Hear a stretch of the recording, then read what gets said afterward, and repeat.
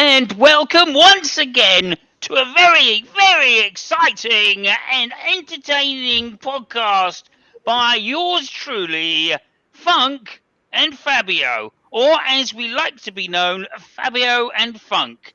Welcome, everybody, to the 2023 Formula One World Championship with excessive accentation on the titles. Welcome, guys. Hey, welcome. I was good. It was an enthusiastic start. Yeah, I think you used all his allotted energy for tonight, so we're gonna carry the show from now on. Yeah, I can see that coming. But yeah, carry on if you It was a can. better start than Alonso got. Yeah. Hey, there you go. Bing, bing, bing. Okay. Welcome, everyone. Welcome, Gio, out there. Thank you so much. Okay, so yeah, we were at Canada. Usually one of our favorite tracks. I don't know Is how it? you guys felt about the race. I had a semi entertained. Right? Are you Hmm. entertained? Semi is the answer. I And w- that was mainly because I think I was disappointed in several things. Firstly, Perez wasn't up there. Perez traditionally usually quite good at this track, but unfortunately. And then the second thing I was disappointed was that Hamilton got a really good start. So I was disappointed. Really, I wasn't disappointed so much with Hamilton getting a good start. I was disappointed with penalties, FIA, and the fucking penalties that were given out oh because I Jesus! have no idea what some of them were. One of them I alluded to, of course, in the me? Because it could have been anybody that getting that unfair, unlike sportsmanlike conduct. I, I'll agree with you. Before you even start, I'm going to agree with you on this. Wow, I mean, it's Wow. gonna be it's gonna be one of these. Okay, yeah, Yeah, yeah, carry yeah, yeah, on, yeah, yeah. carry No, on. as far as I'm concerned, the tongue can't go deep enough. Okay, Yeah, just to yeah, state right. But no, look, this happened, right? yeah. I'm going to flash it up just because it was so amazing. Um, basically, what are we saying? Norris, unsportsmanlike conduct for going slow. Look, what I'll do is I'll do the race review first Yeah, because I'm getting ahead of myself, yeah. and since I can, I will. Okay, just to just to, just to go. So let's do the race review first. An amazing. It was a really good qualifying actually. Really quite entertaining. With Hulkenberg taking the best of the qualifying positions. Although for some reason he, once they red flagged, he went too fast, and they decided to penalise him. How many spots did they penalise him? Lucky, 3, I think it was. was it about 3 He should spots? have been second, but he started fifth. Is that right? Yeah, I mean it's nonsense, absolute fucking nonsense. Normally, back in the day, of course, people would have just given like a €20,000 fine or something like that. You know what I mean? But no, nowadays it's got to be pit positions. When the race could have been really quite interesting, having having him up there. Nonetheless, there we go. So that put Alonso in second place and Hamilton in third place, which was to be crucial because with Verstappen in first place, obviously he's going to get away well. He's got pole position. He's on the inside, grippy side of the track. He's unlikely to lose his position. However, the grippy side of the track really matters in Canada because it was raining yesterday, or the day before, so we had a green track, which meant actually there was quite an advantage to being on the odd numbers or the left side of the track, which is where the line of the track is. So it was Verstappen, Alonso, Hamilton, George Russell, and then, as you say, Hulkenberg and Ocon, I think. And that looked quite interesting. However, it wasn't to be so, because as I said, Verstappen got away well, and as well as everybody on the left side of the track got away well, which meant that Hamilton managed to get past Alonso. George Russell tried it up the outside of Alonso, but that was never going to work. And so he had to eventually slot in at the first chicane behind Alonso, and that left us thinking, well, how long is it going to be before Alonso gets past? Can't be that long. Just got to really, all we got to do is wait for the DRS. Unfortunately, the DRS didn't really make a lot of difference. And so onwards with the race. I mean, the Ferrari starting at the back was a disappointment, although they were to take advantage much later on of a good strategy call for once. And also Sainz, I don't know where he was driving, but it certainly looked like a different circuit to me because he was all over the place. However, a good race from Leclerc, I felt, despite the fact that there was a lot of cheeky manoeuvres going on. Anyway, Verstappen, Hamilton, Alonso after the first lap. Perez and Sainz coming together very close, and then running Hulkenberg off, which dropped him even further back. Sargent, unfortunately, pulling out with damage to the engine, I believe, although they weren't allowed to say that, of course. Piastri driving a pretty good race with Norris coming up fast behind them. Norris eventually getting the better of that. Then on lap 12, it was all about to change as George Russell took a chicane, bounced over the curb, lost control of his car, went into the barrier, ended up breaking, breaking his wing, flat tire, bending one of the crankshaft, or not the crankshaft, the rear suspension. And eventually, once getting back to the pit, they sent him back out again. But allegedly, he had some problems. In that yellow flag or safety car period, Hamilton managed to just stay ahead of Alonso, even though he had a longer pit stop. Again, could have been a different race if that had gone differently. The stewards looked at it, but decided no penalty there. There was another incident coming into the pits where McLaren decided to double stop. And as such, Norris backed off from Piastri, as they were quite close together. I think they were within 3 seconds.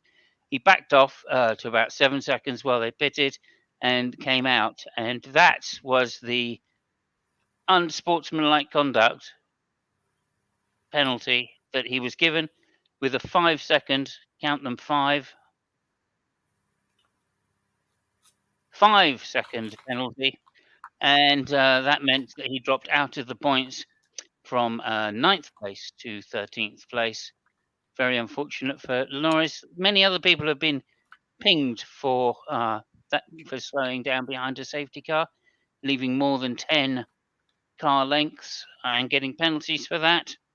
Some not even getting a penalty even when they did that. Unfortunately, they decided to pull him up on a different penalty, which was, as I say, this unsportsmanlike conduct penalty, which is the first time it's been used as such. So a bit strange, and we will talk about that later in the show. Onwards, anyway. As I say, Russell jumping over one of the sausage curves at the chicane, banging into the wall and ruining the car. He was later to pull out with front brake issues. They said something like because he was behind people, there was too extra wear, and then realised the brakes weren't going to make it to the end. Sounds extremely sus to me, but there we are. I guess we'll talk about that. As I say, Alonso pulling out from the pits behind Hamilton, which kind of kept Alonso back. And it was noticed, of course, when he finally did get past. Alonso was not considerably, but was 0.3 of a second, probably a lap faster than Hamilton.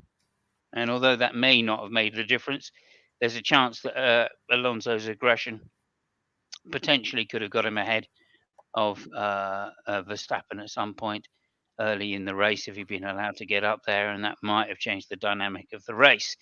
As it was, though, it was going to be a fairly standard race from there on out, as it was just a matter of making the tyres last. And of course, those at the front, Verstappen obviously had an easy choice and could easily make the tyres last. Everybody did end up pitting again, but nonetheless, also everybody but the Ferraris and somebody else behind him, Perez, those are the two that didn't pit, and so they made the positions up to the final finishing order, which was Verstappen in first place, of course, another win, 100th for the team. Alonso in second place, 9.5 seconds behind that. Bearing in mind, of course, there was a safety car. Lap 12, though, so it's not a bad pace for the Aston Martin. Hamilton, 4.5 seconds behind that. Leclerc, and then Sainz with Perez pitting on the last lap for to get the penultimate lap to get the fastest lap on the last lap with his soft tyres. Behind Albon, who we will definitely talk about, who had a fantastic weekend. And then Norris in 8th place, I beg your pardon, later to be dropped to 13th place. Ocon, Bottas, and in the last point being taken by Stroll. And that was the Canadian Grand Prix. I missed a few things out, which hopefully we'll get to talk about. But nonetheless, it was a pretty good race. It's the St. Lawrence Seaway Gilles Villeneuve circuit is always pretty good. It's a rough circuit. It's old school, and that seems to give us at least interesting races, one way or the other. Would have been nice if the weather had been a little more changeable, but nonetheless, like it was in qualifying, but nonetheless, a pretty good race. Obviously, nothing's going to change Verstappen coming home in first place for most of this year. There we go. So thank you very much. I'd like to pass it over now to Fabio. And Fabio, how did you find the race? Did you find the race? And what do you think? Yeah, I found the race. Wasn't that easy? It's 2:08 on on the satellite. Uh, yeah, I mean it was a really boring race. I mean the qualifying were great. The rain, the shower, Albon making and the Williams making an excellent tactic. Uh, yeah, I mean the Leclerc having a bit of a kerfuffle with the team. We will come to that later, maybe. Yeah, I mean, so the qualifying were exciting. The race, not so much. I mean, it was kind of boring. I mean, as far as the penalty went, yeah, I think it was pretty fair. I mean, the Norris obviously slow down everybody behind him in order to make some gap between him and Piastri. So yeah, I don't see nothing spectacular in that. I mean, he tried and he got caught with the hands in the jam, as we say. So yeah, I mean, it was to be expected. The I was quite surprised by the two releases in the pit. The one with Alonso and Lewis, and the other one with I think it was Norris and Ocon. I think I'm not really sure Yeah, about that that. that one looked dodgy. Yeah, Yeah. yeah. I mean, yeah. The one the one with actually the one was really funny was the one with Lewis and Alonso, because Alonso made such a scene. He just turned the wheel like that. Yeah, it was funny. Actually, I really loved the race from Alonso. Uh, and I loved when there was that radio when the engineer told him. Hamilton is 1.9 seconds behind you, is catching on, and Alonso said, "Leave it to me." I mean, fuck yeah! This is what every racing engineer wants to hear. A driver which is totally committed makes your life so much easier, and it's fucking brilliant. That was fucking brilliant. I mean, I've never been an Alonso fan, but fuck me. I mean, this race, if we saw something, we saw some old days, and I'm including Verstappen into that, not by age but by experience. The way the race was really, really, really good. I was surprised by the tactics in Ferrari. I was screaming when they didn't stop at the with the safety car. But actually, that was a very good move. Ferrari is still slower than the other car. It's still the fourth team right now, in my opinion. So I was well, yeah, I was screaming. I was more than puzzled. I was really screaming. But actually, they made, as I said, they made a really good move. Montreal is a weird track. There is no basically no tire wear in Montreal. It's all airpins and acceleration. There are no high speed corners. We know what the tires suffer, and it has always been historically. It has always been a track where you only change tire once. Uh, the fact that the Ferrari saved about I think it was about 12 seconds because it was under safety car, and they saved 12 seconds on the tire change, and the fact that they saw that for some reason it has become one of those tracks where it's almost impossible to overtake. I mean, everybody was in a one behind the other, and nobody would be able to overtake. So at the end of it, they were right. So kudos to them. Good tactic, and they managed to get fourth and fifth by starting, I think, 10th and 11th or stuff like that with Leclerc and Sainz after really poor qualifying and some mistakes in the qualifying. Leclerc was really angry after the qualifying. I don't think he was completely in the right of being so angry. I mean, um, my take on what happened in the qualifying was that they were both right. I mean, both the team and Leclerc were right.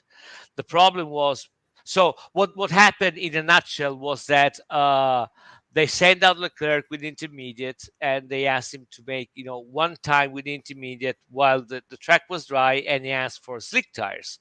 But he told him, no, we want you to make one time with the intermediate, then you stop and you get the slick tires, which is what he did. Unfortunately, when he get back with the slick tires, the rain started again, and he wasn't able to do that. And at the end of qualifying, he was really pissed about it. But I think that the mistake was done originally, and in my opinion, was that Ferrari was too late in getting out the track, the cars on the track. They lost about 2 minutes, and those 2 minutes were crucial because uh, Ferrari was right in asking Leclerc to make one time with the intermediate because that is the safe time.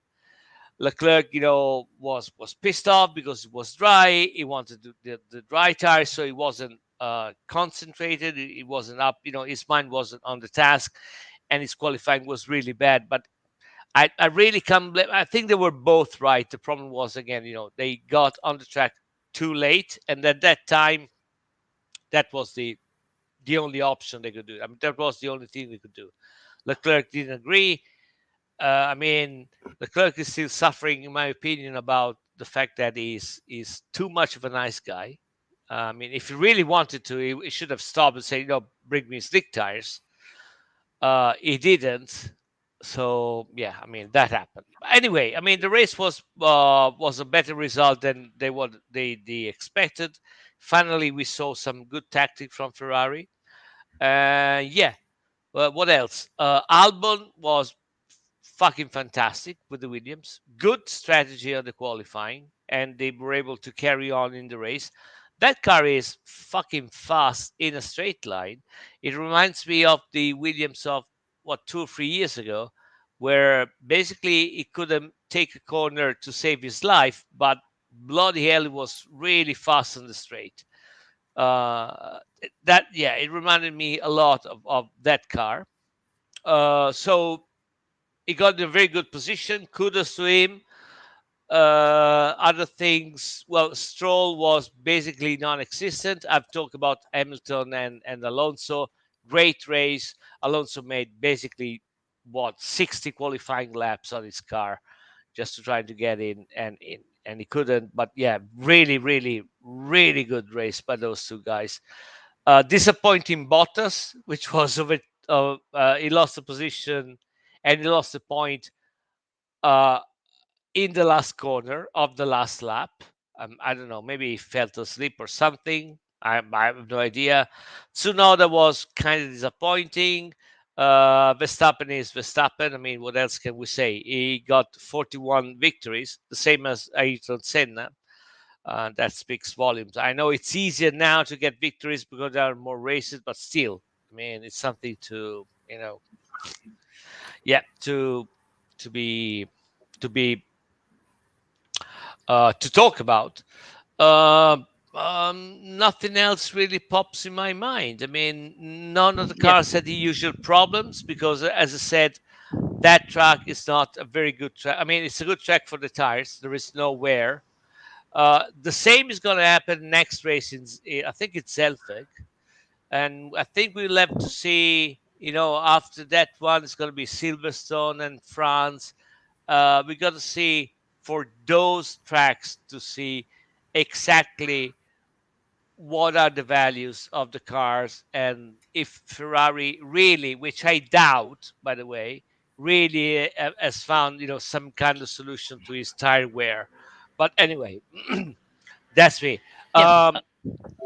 Sorry, one more thing. Um, if I can, really quick. I know I'm going a little bit back, but I think it's really interesting from a technical point of view. There is the famous picture of the three floors in Monte Carlo, right? There is something I want you guys to see. Hold on a second. I'm gonna be here Mm-hmm. really soon. Okay, there it is. So those are the pictures of the three floors. Okay, the Ferrari, the Mercedes, and the Red Bull. And this is something which ties back to what I've always said. We've been saying a lot. In the recent races. Just look. Forget about the floor. Look at the planks, the wooden part. The thing which is super astonishing, and it really blew my mind, is how the Red Bull plank is how do you say, um not well consumed. It strikes, it touches all the floor consistently. You can't find a part like in the Ferrari, Mercedes, where the wear is more than the other part. The wear is totally consistent. That is the sign of a car. Forget about what you've seen before on, especially on Red Bull, the raked car, on the back, on the side. That car, and this is what I've been saying, since the beginning, the floor is 60 to 70% of the downforce. And what you want now is a car which has basically zero rake. You want a car which is as flat as possible. And the way that the wear on the Red Bull, on the plank of the Red Bull shows, it really shows that is a car which is flat, totally flat, and while braking, under acceleration, under at high speed. That is something, I think, that is the part which worried everybody way more, than how the floor is structured and all that stuff. Anyway, I just want to point out because I forgot, in Monte Carlo, and I just made a note to myself, I gotta show this picture. Okay. Thank you so much. Oh, I think I just accidentally did something wrong there. Okay. Thank you so much. Now I'd like to pass it over to not an expert, Lucky Seven Wolfin, and just say to you, thank you very much. And what was your? We were at Canada, of course. We were all there, and as we do, we go every race. FIA sponsored. How did you find Canada? And if not, was there anything? What was the big takeaway at the end of the race for you? How did you find the race, first of all, and what did you think was the takeaway? Well, it really was business as usual, wasn't it? Let's be honest. We'll start, of course, as I normally do, with my man Logan Sargent and his escapades over the weekend, which included a second last place in qualifying, and then the end of his race after 6 laps with an engine problem, I believe it was, a problem with their upgraded engine, which was a bit unfortunate for poor Mr. Sargent. But anyway, I'm with you in these penalties.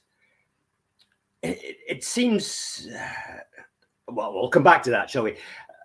In future years, you'll be able to look at the qualifying results in Formula One around this time and know that it was raining without knowing it was raining, because there'll be a Haas in the top 10.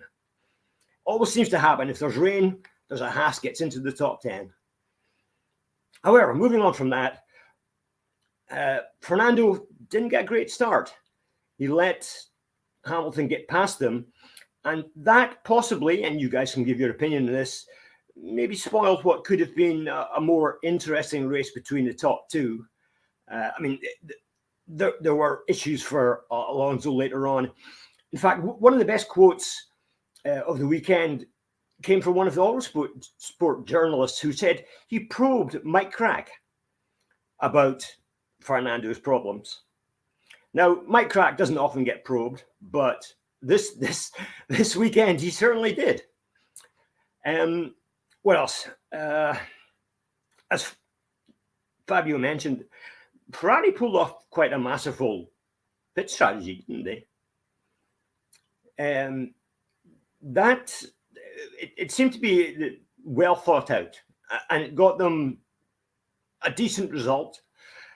Another good quote of the day from the weekend was from Ferrari, who radioed Leclerc and told him, "Sainz will not attack you." Now, take from that what you will, but he's not going to get attacked.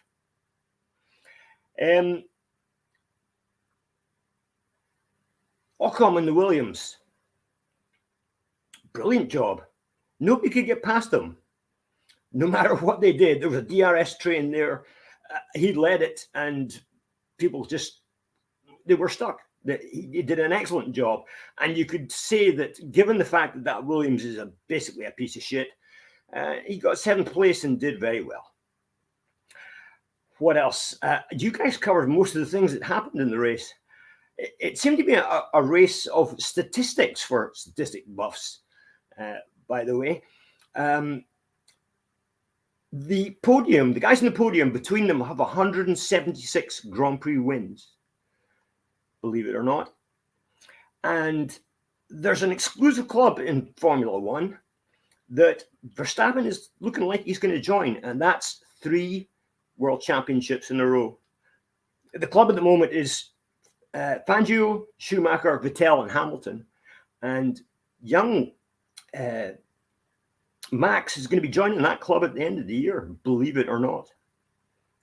For a guy who's been in Formula One such a short time, you've got to hand it to him. He's done well. He also got the 100th victory for Red Bull, who completed their 100th win in the shortest time ever, I believe.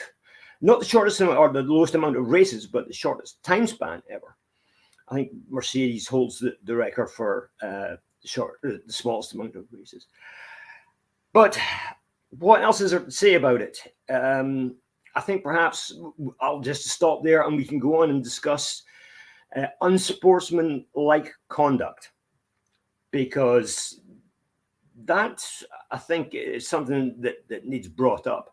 As far as I'm concerned, it's bollocks.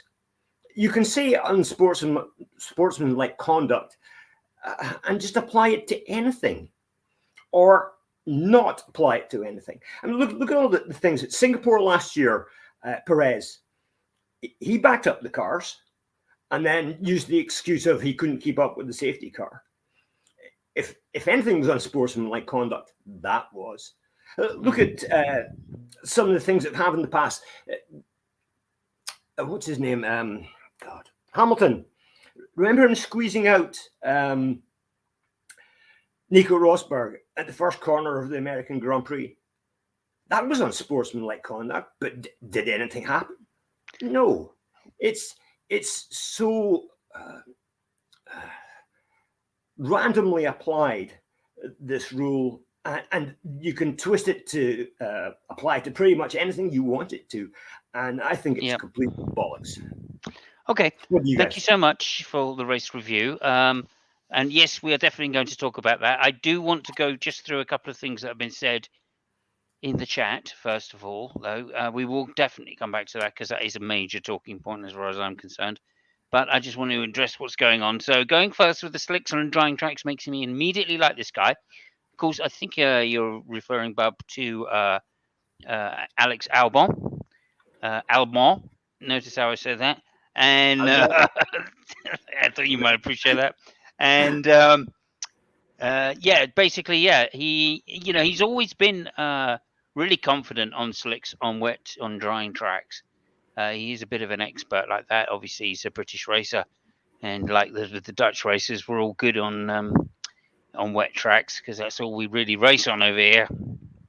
But he's especially good with slicks on a wet track. He proved that many times in the past, and yeah, I think obviously it's easier to do that when you're at the back of the field in a something like a Williams because you've got less to lose than someone like Verstappen or Hamilton, although they're equally as good in the wet, I feel. So that's the first point. I immediately liked Alex anyway because he's just got that Formula One kind of like George Russell. Right? They're from the same group. Leclerc is from the same group as well. The pacey pastry, and all of them are just fast, just one lap fast. And obviously, once they develop and become great racing drivers, they'll be good over a whole race, like Verstappen has become over the last couple of years. That's the first thing. Anybody want to say anything on that?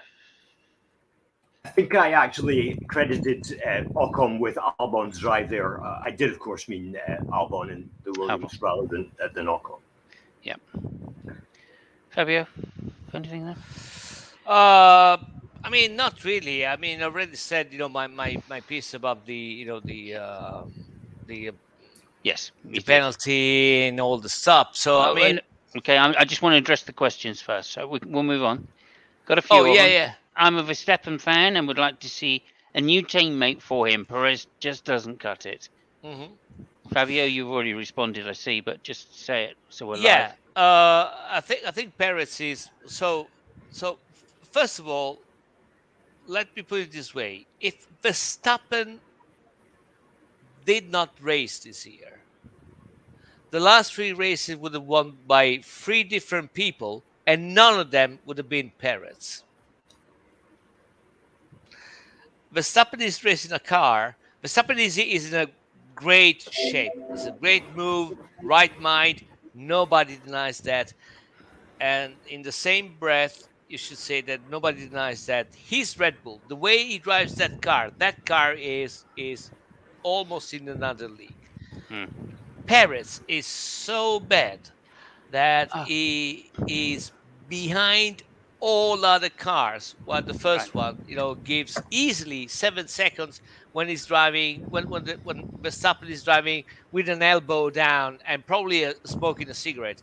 I mean, for fuck's sake, he almost crashed into the wall because he was getting bored, and he laughed about it on radio. Don't be fooled by the fact that Hamilton and Alonso were making the same times of Verstappen. Verstappen wasn't. I mean, yes, it was probably not putting the 8th gear or something like that. So he is really riding below his pace. Yes. So, okay. Yeah. Yep. Absolutely brilliant. So, what was the question? And the question is about new Perez. Teammate. Mm-hmm. And I think that Perez is risking a lot because in the team there is one guy in Red Bull, namely Dr. Helmut Marko, right? Which is not happy. I mean, he's happy to see Verstappen ahead. He's not happy to see his other car so behind. So, and I already wrote my answer. I would not be surprised if they ditch Perez and put Ricciardo back in the car. Yeah. Okay. Thank you. Sorry. Firstly, I would just say this. Lucky, you say your bit first. I do want to respond to something Fabio said, but yeah. I'll just say that I'm not sure that we shouldn't have Danny Ricciardo in that Red Bull and leave it there. Okay. Thank you. I think you're both being extremely harsh on Perez because obviously, if you remember the beginning of the season, Perez was actually quite close to Verstappen, and in Hmm. previous years, Perez has been closer to Verstappen than anybody else, including Ricardo. I would just say. So whether we're going to put an old driver back in there, is that going to make the difference? No. What's changed though? What's changed in the last few races that we can identify? Well, mainly what's changed, I believe, is the fact that Red Bull have brought upgrades to this package, which have improved the package, no doubt about it. But what upgrades did they bring? Mainly front wing and suspension upgrades. What does that have the ability to do? That has the ability, of course, to make the car much more on the nose. And who does that suit? That suits Verstappen over all the other teammates that he's ever had, and including Perez. So basically, when the car was more neutral, Perez could keep pace with Verstappen. I'm not saying this isn't something that means that he doesn't have to be replaced. I'm just saying that the alternatives they've got are very, very slim. You And unless they're going to put someone like Hamilton in there, I don't really see it being what much of a difference. I mean, what you say makes sense. Don't get me wrong. The I think that the only thing you're missing out is that we're not talking about any other team. We're talking about Red Bull. Red Bull is ferocious in ditching drivers mid-season if they don't deliver whatever That's they think they should deliver. Yeah. So, Okay. So name I another yeah, driver. Just name a driver that's even come close to Verstappen when he's had a car on the nose. I don't think they that matters. they I will think they it's will the fact that What's that yeah. what's yeah? But they're Perez behind. is the closest driver. I don't think that it's the fact that Perez is a bad driver. I think it's just a case of Red Bull are totally committed to Verstappen, and poor Yeah. Perez is the guy at the other side of the garage that has he had this done yet? Because we've No, you, already done yeah. Max. No, you're right, and also there is the fact that um, again, we're talking about Red Bull. Red Bull ditched Albon. Albon is Yeah, not a bad driver. Is not at all a bad driver. Still, they ditched him. And I understand what you say, Samos. Don't get me wrong. You're right. Ricciardo would probably not do anything better than Perez, yeah, but Red Bull would have an excuse. If they put Ricciardo on the car and he gets fifth, they can say, "Oh yeah, I mean, he just started again and he hasn't been driving for a lot of time, and that's it." Perez, as you said, is somebody that at the beginning, was delivering, and now he is not. Hamilton is ahead of him. The Ferraris were ahead of him. I mean, he had problems, overtaking Ocon and all these people. That is something that it will hardly fly, especially with Marco. I'm sure that Horner would not never do that. Marco, not so sure about that. It's yeah, again, it's Red Bull. It's not a normal team. Right. Okay. So thank you for that. Yeah, accepted. But Bub says yes. I feel like Perez is occupying a spot that a young talent should have. Hmm. What's your view on that, Ah, Marco and man, young talents? Does I does don't he like know. them young, Marco? Yeah, I I mean, mean, we're not talking Jos Verstappen here, that kind of young.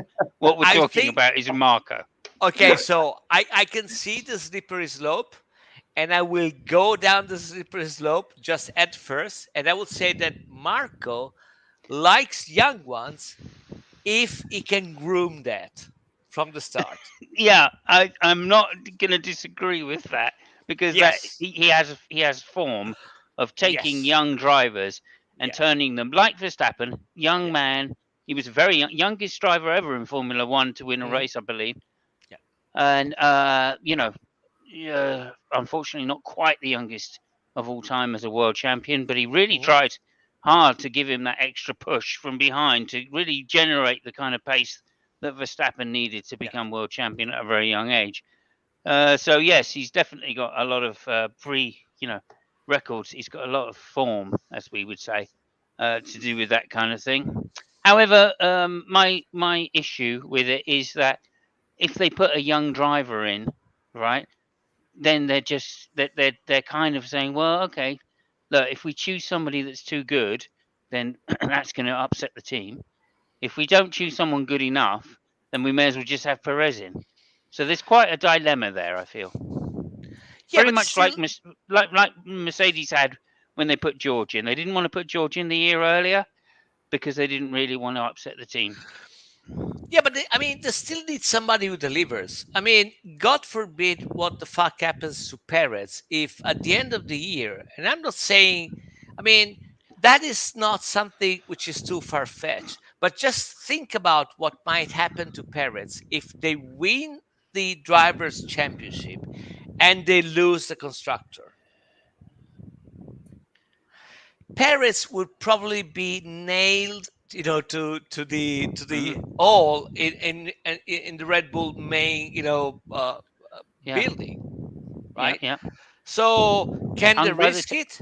I hung by mean, the hung by the testicles at Spielberg. oh yeah, yeah, yeah, yeah, yeah, yeah, yeah. So Hmm. yeah, there is that, and I agree with you. I mean, I don't think Red Bull now is in a position where they want a young driver. Yeah, Maybe in 4 or 5 years, maybe. But they yeah, need somebody which is consistent, and that he can, make points, and especially somebody which won't embarrass them with the car, because now that yeah, that is an issue for them. yeah. Okay, I think Lucky. what I think what you need to remember is that Red Bull are focused on Verstappen, pretty much 90%. I think you would say. And if you put a young talent in there, the young talent is going to need a lot of shepherding, advice, time spent with him.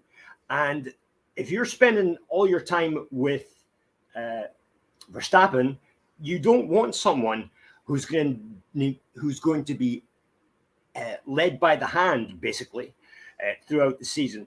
They've got Perez. He's a seasoned driver. He knows the ropes. He knows the right side of a Formula One car. Uh, and he's basically there just to make up the second car. So putting a young talent in who's going to take up much more time than Perez, it would be a bad move. I They would no, suggest. yeah, no, no, I agree with you. They don't want somebody young right now. Yeah, Verstappen as at best now, worst case scenario as 4 to 5 years. And mind you, I don't think that the Verstappen we see now is the peak Verstappen. I think we already saw the peak. And in my opinion, Verstappen and his at his peak was the one which was making overtakes on the outside line at Interlagos under the rain. That to me was peak Verstappen. So what we see now is not peak Verstappen. It's more mature, right? But it's not peak. But worst case scenario is 4 to 5 years. And if you put somebody young now, you're gonna burn it. You're gonna totally destroy it. So now what they need, it's somebody like Perez, somebody like again, I'm just saying Ricciardo because it's their driver, but or I mean even Bottas, they need somebody which can deliver points and not embarrass them with the car. And Perez right now is in the right age, right experience. I mean, is the right profile, but for the fact that he is really, really not delivering the way it's supposed to be delivered. Yeah, so Sonoda would be a great Verstappen teammate, Bob says. Yeah, I mean, Tsunoda is the thing I said before. I mean, you put Tsunoda now, you burn the guy. Tsunoda is not bad. He's actually a nice driver. I like him. But you're going to, I mean, Verstappen is going to destroy everybody that you put in right now. 100%, yeah. Other than This, maybe one of the world champions, right? it's Potentially, yeah, yeah, an Alonso or a Hamilton could at yeah, least give him a run. But even then, it's more a question that the car's set up for Verstappen again. So yeah. you're just ending careers that way. I Right. don't think there's anybody that can touch Verstappen in a Red Bull right now, just the same way as there wasn't anybody that could touch Vettel in a Red Bull. Yes. Once the car gets designed for that style of driving, whatever style of driving it is, Adrian Newey's maximising it for one person, for goodness sake. So you've got the two best investments in Formula One working on the same project. I mean, there you go. Especially with the cost cap now as well. There's no chance that Mercedes can outspend Red Bull. Talking about Newey, sorry, real quick. If somebody listening has access to Sky, there is a fantastic interview by the first F1 driver that Adrian Newey had to Adrian Newey. So the first driver was Ivan Capelli on the Leeton House, and Adrian Newey was the engineer at the time, and Ivan Capelli was the first driver that he had. And that is an amazing interview with Adrian Newey. Half an hour. It's fantastic. Yeah. So, yeah. I've seen some pretty good interviews with him, and especially on the Leighton House, because talk about a budget Formula One car, Yes. and making it compete with huge turbos at the time was outstanding. And of course, all of the modern F1 cars are still designed around that format. So just to say, that's how influential Newey is when it comes to designing cars. Lucky, anything you want to add to that? Yeah, just very briefly. I believe, I'm going strictly off the top of my head here at the moment, that maybe 2/3 of the current Formula One grid are graduates of the Red Bull Driving Academy. And if that's the case, I'm not sure about that. Yeah, 2/3 sounds a very high proportion. Yeah, but check it out, guys. I think you'll find that if there was someone that would have been suitable for a seat to replace Perez, they would have found him. As far as young driver talent is talked about, of course. Well, I mean, that was the big controversy. It was that Perez wasn't a Red Bull driver. Yeah. Yeah. I mean, But Perez stats, came from the Ferrari Academy, actually. Yeah, check out the stats. I think you'll find that it's more than you might imagine. Yeah, I wouldn't dispute that. They certainly started their academy before everybody else, and in some sense, they paved the way there.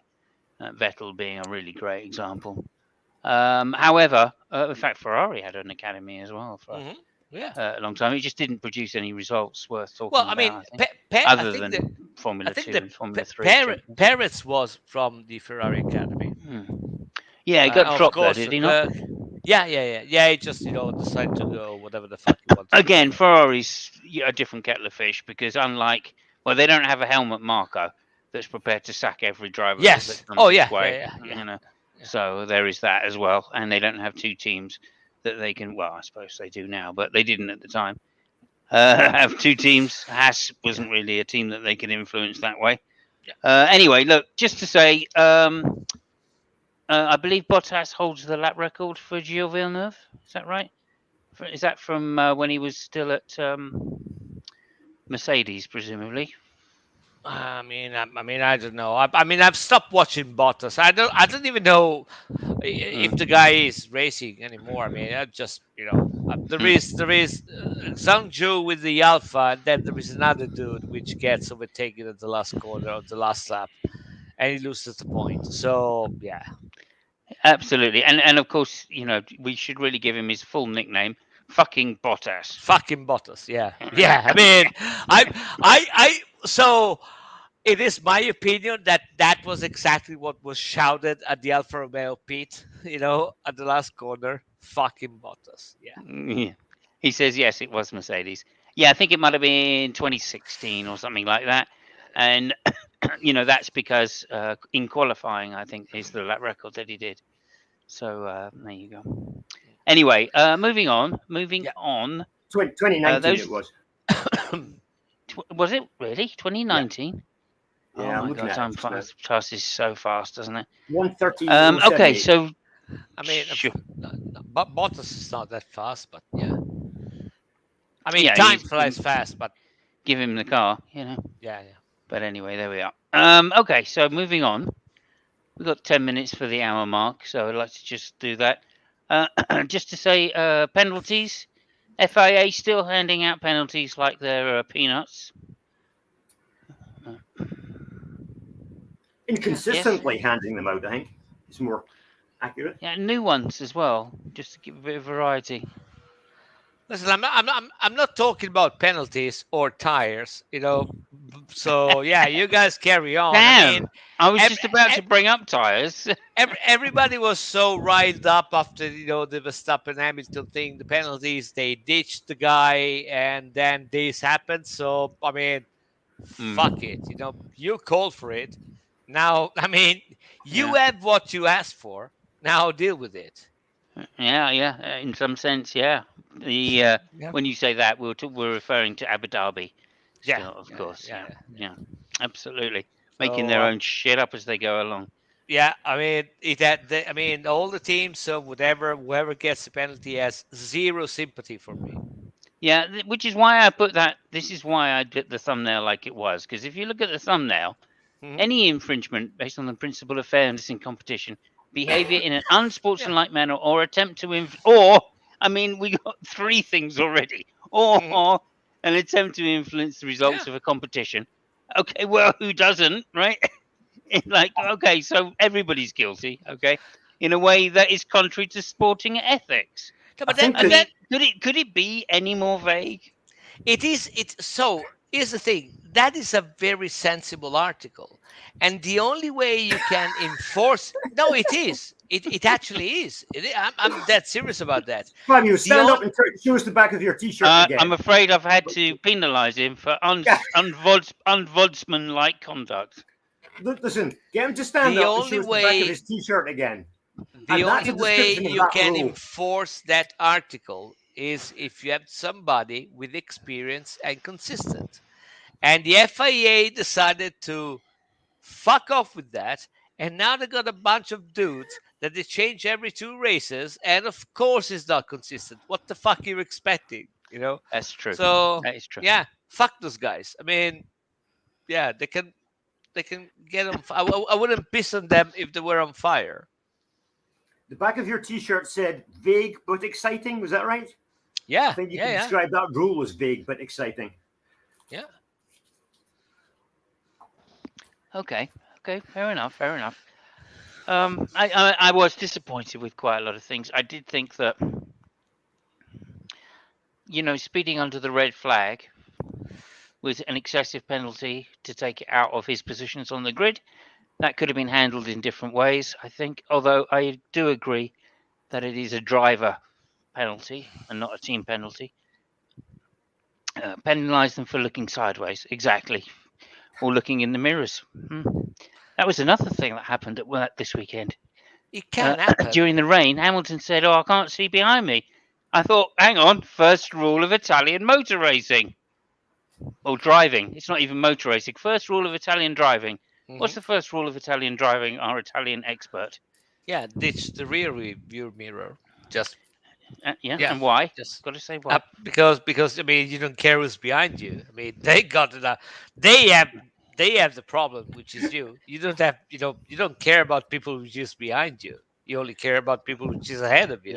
Yeah. So if that doesn't squash the theories that Hamilton will be going to Ferrari, I don't know what does. I mean it's his loss. I mean.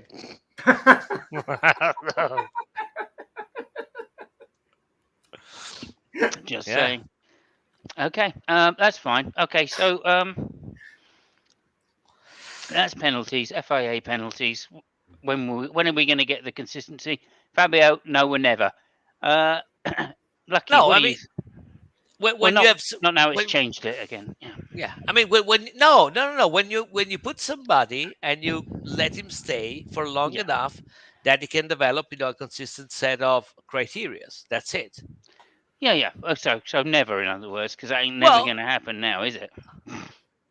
well, I mean with the current regulation, no, it's never going to happen. Yeah. Okay. So there we go. Okay, that's lucky. What do you say? uh, well, Who gives a fuck? let's look back in history and let's look back in history and apply the unsportsmanlike conduct to people like Schumacher and Senna and all the other people whose conduct on the track maybe wasn't quite as ethical as it could have been, and things would be extremely different. So why they've just brought this out in this one incident where absolutely nobody was affected by it, it just seems a bit harsh, to be quite honest with you. Yeah, It seems a bit unsportsmanlike to say he was unsportsmanlike. Yeah. Bob says sounds like a rule to catch all the rules you forgot, like outlawing Indeed. rocket That's motors or glue that's an dispensers. excellent description. Yeah, absolutely. Yeah, spot on, Bob. Spot on. Okay, that's great. Just to finish up, I mean, have you guys got anything you want to say? Because I'm going to finish fairly soon. I mean, I know your thing coming up. I've got that for later, so you don't have to include that at the moment, Fabio. But yeah, Lucky, I mean, go ahead. No, really quick. There's a question. I don't have the answer, so if somebody can find the answer. When does that rule? When was that rule written? Oh, yeah, good point. Because I'm pretty sure it's not a new Old. rule. No, it's an Yeah, old rule. It's that's an for old sure. rule, and the problem is now because the way it's implemented. But the same rule was never a problem before when it was implemented consistently. So that goes back to my point. It's not the rule is not the problem; it's the system which is bad. It always has been with the FIA. Yeah. Right, and I don't want to hark on this too much here, Fabio, but like you said, right, Damon Hill, Australia, Schumacher deliberately turned into him. Is that sportsmanlike conduct or not? It is according to the FIA. You don't even need to go Who that far back. was at the time? Who was the person of the FIA which was in charge of applying that rule? Jean-Marie. No, it wasn't Charlie White, I think. Yeah. Is it? Yeah. Or So- was it Mosley? Max Mosley, maybe. Actually, Oh, Charlie an was the. F1. Jesus. Yeah. Yeah. No. Actually, you're right. Yeah. Yeah, no. I'm not certain actually, and we're gonna have to look that up. So Okay. again, 94. You're gonna have to talk amongst Max yourself while I Mosley, do it because I can't do two things at once. Max no. I mean, wasn't no. John I mean, that's just a rhetorical question. You That might- has never been a problem when Whiting was there. Now all of a sudden there is a problem when Whiting is not there. Why is that? Well, I got the answer, but it seems to me that I'm either mental or the word is crazy. But you don't need to go that far back. Look at Singapore last year. Perez and his I couldn't keep up with the safety car excuse.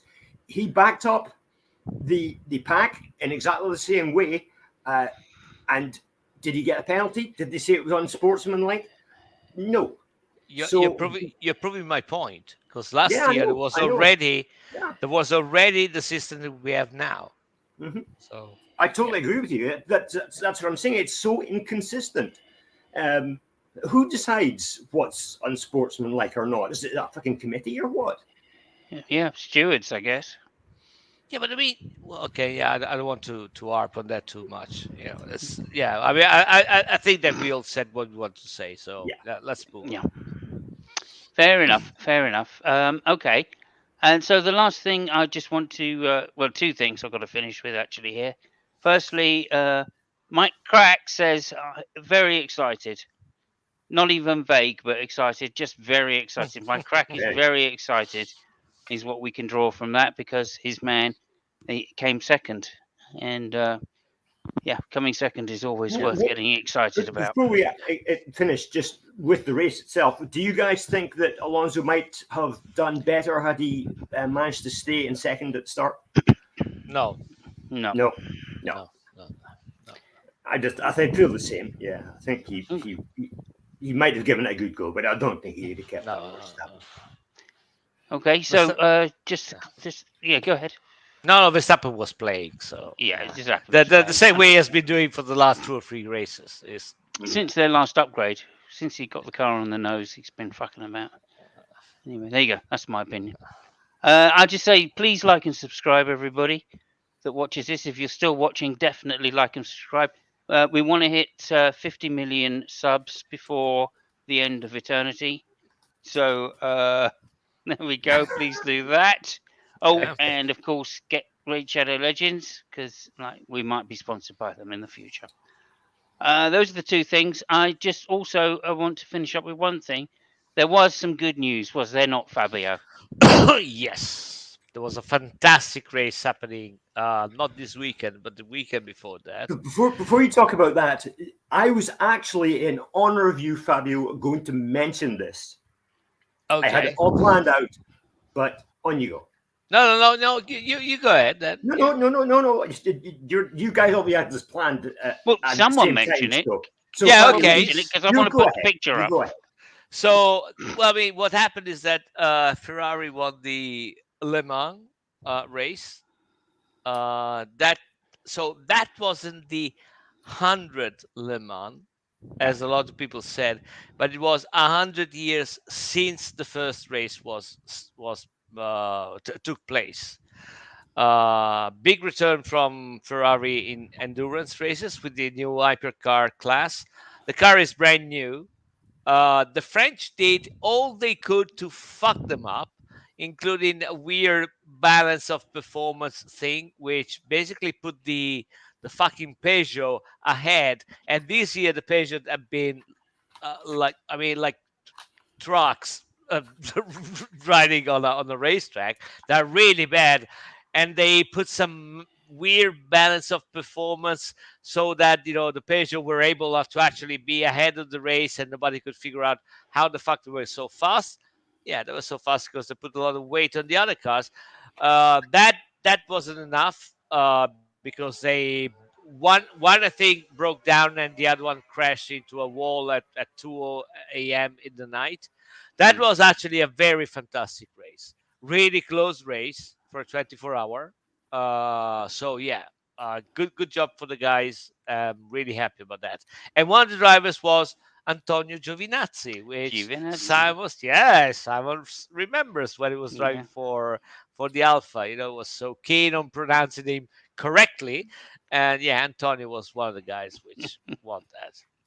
Yeah, absolutely. And also a Ferrari Academy member as well. Yes. So there you go.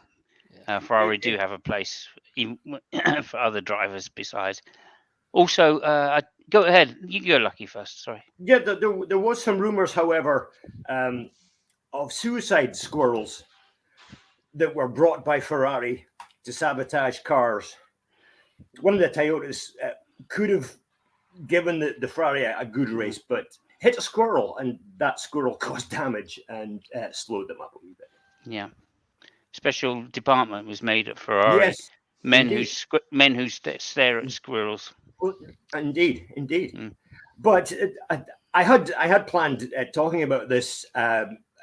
So congratulations to Ferrari for coming back and getting the 100th Le Mans race victory.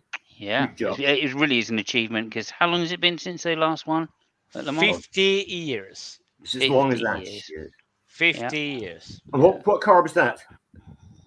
I think it was the P3, Okay. maybe. I don't know. I mean, just winging it.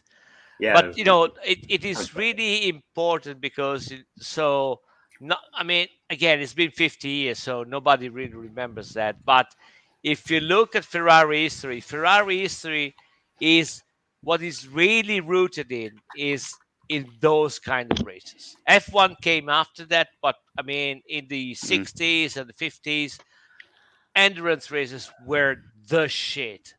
And this is where they were really good. This is where they build their legend, basically. So going back Okay. to this kind of races, yes. Thank you very much. I just want to finish up on a quick one to say, Yes. special OPS squirrels. Yeah. Special ops. Yeah. Fabio says it's a new Ferrari, but look at the state of it.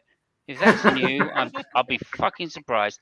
Thank you everybody for joining us. That's really, really great. We have had fun again. We've had fun again. Mind controlled squirrels. Mind controlled squirrels. That's it. Ferrari. It's a conspiracy, or is it? That's what we want to know. Is it skepticism? Is skepticism a conspiracy? That's Haha. what I want to ask. If only if only I had a podcast I could ask that on. I know And what you're doing. I know what you're doing. I if know only. too. Do you know of such a podcast where you could go for such a thing, Yeah, Simons? I might do. But I know. if you sub and like to this channel, then of course you may presumably get once we get to 50 million, I will announce exactly where you can go to have interesting conversations. We'll look forward to Mainly, that. so make sure you sub, like, and ring the bell. Thank you very much, everybody. Apart Cheers, from that, man. I think we're done there. Are, are Thank you we very much, guys. are are we doing trivia? Are we doing Oh, myth? trivia! I forgot me trivia. Sorry. Oh, Trivia okay. myth. Yes, we're doing trivia. Can you just bear with me a second? Of course, yes. We can Let me trivialize do anything we that like. and do that. We're ready for trivia. It's trivia Okay. Well, time, everybody. we'll start off with the myth. The myth this week. Uh, when you check out the comment sections in Formula One type videos on YouTube, you'll find that there's a certain demographic who will remain nameless. However, they seem to like cars that go round in a circle quite a lot. That are under the impression that Formula One cars have traction control and ABS. They don't. No Formula One car has had traction control or ABS since 1993. The last cars were in 1993. Yeah, 1993. So no ABS, no traction control on Formula One cars. Guys, stop writing in the comment sections that Formula One cars are easy to drive because they're all electronic. They may be electronic, but there's no electronic that stops the brake or throttle working apart from the way it's pressed. So that's the myth for this week. And the trivia. Trivia. As Oh, we were at the can we start, before you go for the trivia, Fabio? Mhm. I have to. You know what I'm going to say here, I'm sure, but I have to just say when that's a very specific definition of active suspension, because what they mean is electronically controlled suspension. We've had active suspension since then, and of course Benetton, famous for electronic controls, and in fact they were rumored and shown to have later than 94. that date a launch control system, and we Yeah. do have launch control systems on Formula One. So go Yeah. ahead. But I mean, launch control, but he's right. I mean, launch control is different from traction control, and I think that the last iteration with Benetton was not so much a thing with the suspension, but they had some kind of really advanced mass dampening solution. No. The Benetton one is they hid the computer code, so they were using traction control Yeah, no, Yeah, but it's again, well, for launching. Yeah, yeah, I mean, but launch control is different from traction control. I mean, yeah, subtly, it's only subtly. traction control, Depends how you when do it's, it, though. yeah, yeah, yeah. And when I was referring to suspension being active, I was referring to the Mercedes active suspension, which was a Hmm. passive suspension, but Yeah. still did change the dampening effects during the car's performance, which then later got like completely outlawed. if you remember at the very early start of 94, Ayrton Senna had become convinced that Benetton were using some form of traction control. Uh, Yeah. but in subsequent investigations by the FIA, they found that there was a way to access a launch control in their software and electronics. However, it was like doing a cheat code on an Xbox game. You had to press lots of buttons and things to get to it, and they were eventually exonerated of any kind of wrongdoing. Yeah. Yeah, way after the fact. But Oh yes, anyway, it was. Yeah, Yeah, I mean, so yeah, politics, right? Politics. So. it's like what happens with the S duct. They Yes. eventually banished because it was a mobile aerodynamic solution, and what it really was the driver, putting either a hand or an knee. elbow against a hole, to stop the flow. But I mean, again, it is an active aerodynamic solution because there is something active moving. It might be a hand, pushing a hole or an elbow. It's active, so yeah, it's Yeah. Okay. And look, I'm not going to go to the rest of it. Okay. I'm not going to mention Ferrari. I refuse to mention Ferrari and tires again. Okay. Never mind. Sorry. Let's get to your trivia now, if we may, please, Lucky. Sure. Nice, easy trivia this week. We're at the circuit, Gilles Villeneuve, so the connection to this would be the 1982 Grand Prix at Zolder. Unfortunately, some races get overshadowed by whatever tragic events. In this case, it was the death of Gilles Villeneuve in qualifying for the 82 race. However, the race did go ahead, minus Didier Pironi. Who won that race, and what car was he driving? No cheating, boys and girls. Well, straight off the top, 1982. Yeah, I'm ready. I'm ready to Belgian answer. Grand Prix, Zolder, winner and car. Yeah, off the top of my head, I'm going to say Patrese, and probably Williams. I really have no idea. Oh no, it can't be Patrese. Maybe 79, 80 was Jones. 82, 81. I don't know. Oh, I don't know. I mean, 82 it might even be in Rosberg, but that's a good shout. Rosberg in a Williams. I was just going to say that's the closest you've come in naming Rosberg. But it's interesting that so was it Jones then? Sorry, was it? No, Jones? he would have said if it was. I think Jones finished in 81. Who was the other driver on the Williams? Williams. I mean, they had Rosberg, and who the fuck was the other guy?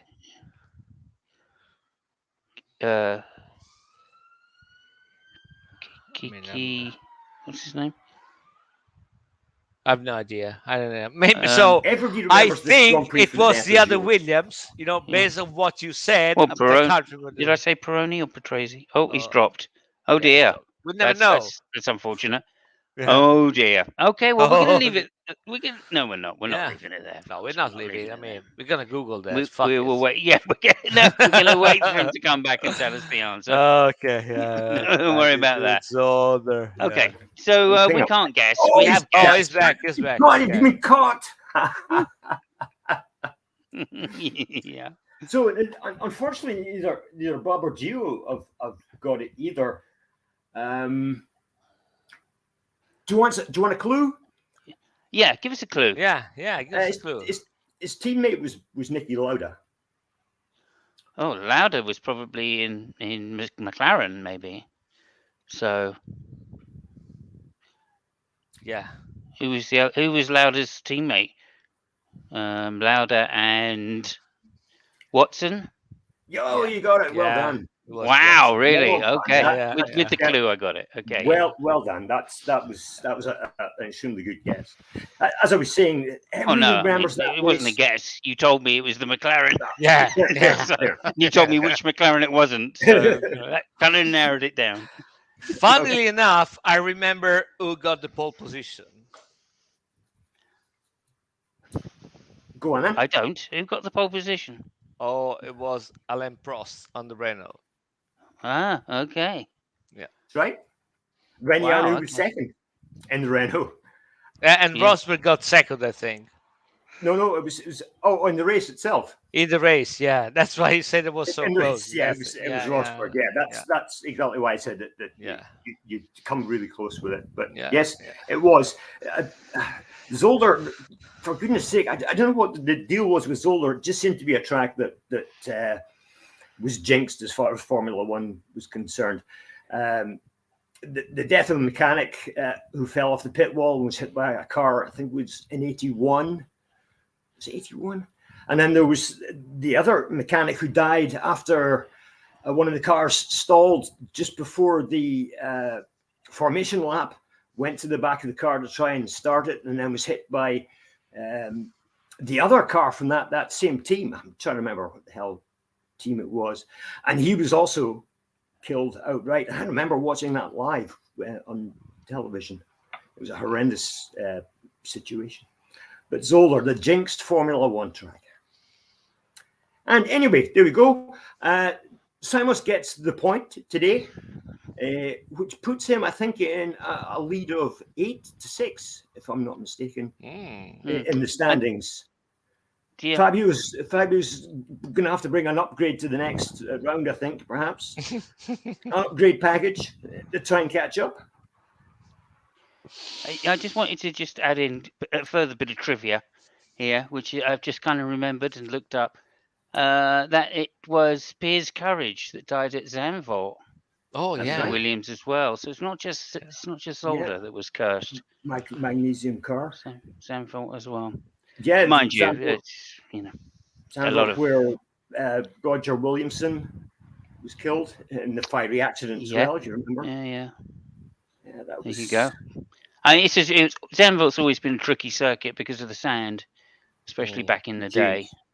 Sand dunes. Well, the fact it's sandy. That was one of the issues with going to Abu Dhabi, wasn't it?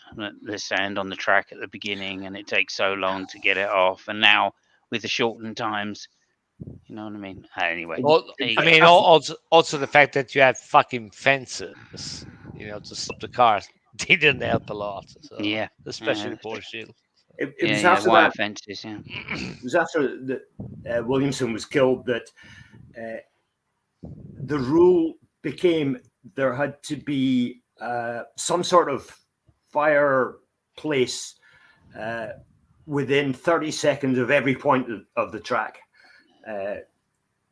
And that was mandatory in Formula One after his death. Can I just say a quick thing about, and I promise I'll be super quick, but about this older thing, that started a really embarrassing and shameful press against Ferrari in those years, and even from even the Italian press was guilty about that, and of course the English, the French, everybody, they started pining on the fact that the Ferrari was a dangerous car. Because they still use, it wasn't exactly bird cage, but it was aluminum, sandwich aluminum instead of what Lotus was using at the time, stuff like that. That I can say was really shameful. It really hurt personally both Ferrari and Mauro Forghieri, which we remember recently passed. Yeah, that was really uncalled for. It was far from truth, and that was a real source of anguish and pain for everybody in Ferrari, and especially Ferrari himself and Forghieri. And I mean, Ferrari loved Gilles as a son. I mean, people would say more than a son. So that was really unfair. But that started that long tirade of Ferrari being, dangerous car and all this stuff. So yeah, I just want to, to point it out, because that was a really, black page, in my opinion, about the old press. It was totally uncalled and unfair and not true. So yeah. Yeah, I mean, if basically back then, if a car wasn't dangerous, it probably wasn't going to be near the front of the grid anyway. Yes. I don't know, where all of that vitriol came from, other than it's politics, it's Formula One, it's French. What can I say? Yeah. Okay, we're going to leave it there. It was a very unfortunate situation that killed poor Gilles Villeneuve. I mean, it wasn't something that it could have been foreseen. It just happened, and the circumstances were just very unfortunate. That's what it is. Yeah, I mean, other people have been thrown from the car. I mean, remember Martin Donnelly, who ended up lying on his own in the middle of the track, minus any car. Yeah. It wasn't just Ferrari that kind of thing happened to. Yeah, and of course Senna as well in the 80s, for goodness sake, So it was still going on after that, and that was poor workmanship, right? So there you go. We're definitely getting conspiracy theory now.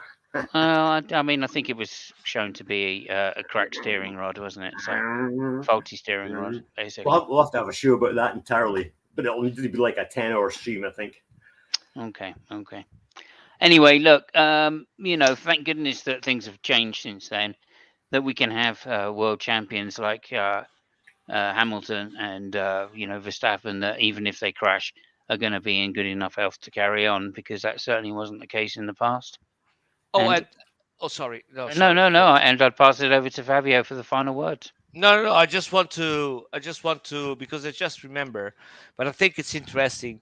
There is a very short connection between what we talked about, Gilles Villeneuve accident, and 2 weeks ago with Ferrari winning Le Mans. One of the people in the pit, one of the mechanics, for the IF course, which is running the 499P, is Gilles Pironi, which is one of the sons of Didier Pironi. And Didier Pironi has two kids, and one kid is called Gilles. Not. So there you go. That's a connection made. Can I just throw in something really quick as well? Yeah. Go ahead. The man we were talking about, the winner of the Etudes Grand Prix, John Watson, Irishman from Northern Ireland. If you don't know about John Watson, he's probably one of my favorite Formula One people. I mean, he wasn't the best driver in the world. James Hunt did describe him once at his time as being the best overtaker in the business, which he was pretty fucking good at, by the way. But as a human being, someone who's open to talk about Formula One and exactly what it was at his time, he's an excellent person to listen to. If you haven't seen any interviews from John Watson, he's well worth listening to. And he still does American commentary on Formula One as well. Yeah, he does GT3 commentary as well. Yeah. And he's not Murray Walker enthusiastic. However, he's very enthusiastic in his commentary, and he's a very knowledgeable person. Yes, indeed. And thank you for reminding me about Murray Walker, who, of course, is probably the greatest Formula One commentator of all time because of his things like saying Murrayisms. So thank you very much I'm to stopping everybody. my stopwatch. I'm starting my stopwatch now. And other things like if he was in first place, he wouldn't be in second place. Or what was the one about the car? The car he is driving is absolutely unique, apart from the one which behind is exactly the same. The one in front, yeah. Or something else. Yeah, absolutely. And many, many more. My favourite, of course, and I'm going to end on this one, is everything's fair in love and war, and this is revolution. Brilliant. Okay, thank you guys. Thank you everybody out there. Hope you've enjoyed the show. We got a little bit extra, but that's how it is these days. And we'll be seeing everybody next. Where is it? 2 weeks time, I believe. 30th. Oh yeah, I mean we're 2 gonna. weeks time. Were we at Red Bull Ring in Austria? Yeah, it's Helvig. Yes. The Red Bull Ring. I think that's what you mean to say, yeah? The Red Bull Ring Pool. Yeah, there you go. Nothing like a bit of fail. Anyway, we'll look forward to Verstappen dominating that one. It should be a good race because tyre wear is important. I have mentioned the tyres. Thank you very much.